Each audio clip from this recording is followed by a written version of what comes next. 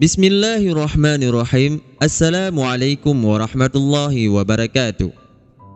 Sahabatku yang dirahmati Allah,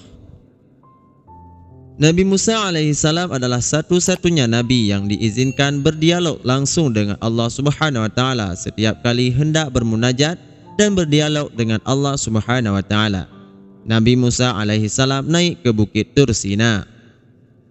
Di atas bukit itulah Nabi Musa alaihissalam berdialog dengan Allah Subhanahu wa taala.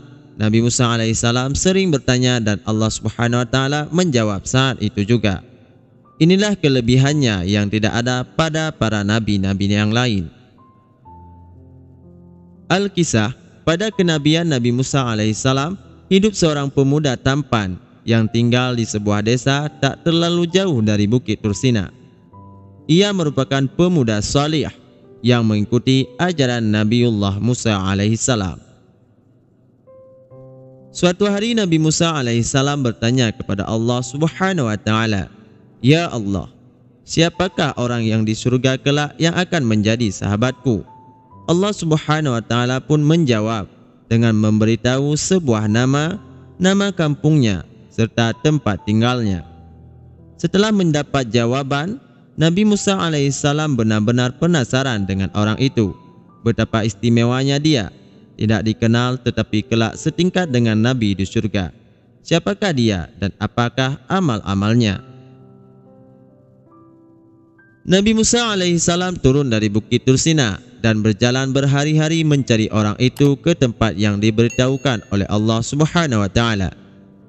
Setelah beberapa hari dalam perjalanan, akhirnya sampai juga Nabi Musa alaihissalam ke tempat yang dituju.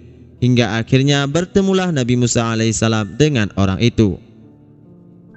Kedatangan Nabi Musa alaihissalam membuat si pemuda kaget tak terkira.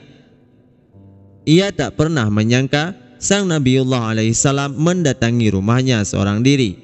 Namun, pemuda itu juga dilanda kebingungan karena Nabi Musa alaihissalam datang di saat ia harus melakukan sebuah hajat. Sang pemuda itu pun kemudian meminta maaf kepada Nabiullah karena tak dapat menjamunya. Ia pun izin keluar untuk melakukan aktivitas rutinnya. Nabi Musa alaihissalam memaklumi dan meminta agar diizinkan bertandang selama beberapa waktu. Maka sang Nabiullah alaihissalam pun mengamati aktivitas si pemuda demi menjawab pertanyaan.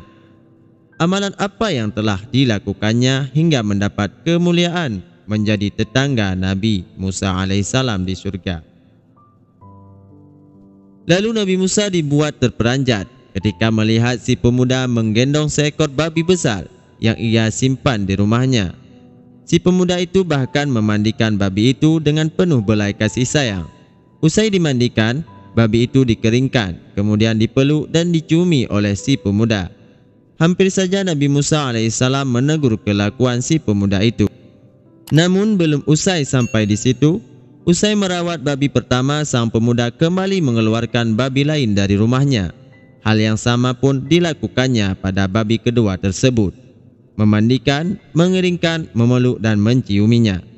Hingga kemudian dirawatlah kedua babi itu di dalam rumahnya. Usai melakukan kelakuan aneh dan menjijikkan tersebut, sang pemuda kembali menemui Nabi Musa alaihissalam. Maka Nabi Musa pun bertanya heran, "Wahai saudaraku, apakah agamamu?" "Saya beragama tauhid," ujar si pemuda yang memang merupakan hamba Allah dan umat Nabi Musa alaihissalam. "Lalu mengapa engkau memelihara babi?" tanya Nabi Musa alaihissalam lagi. Jawaban sang pemuda pun mengagetkan. Ia berkata bahwa kedua babi tersebut adalah kedua orang tuanya. Maka dikisahkanlah oleh pemuda tersebut bagaimana babi-babi itu adalah orang tuanya. Di suatu masa, ia melihat petir menyambar kedua orang tuanya.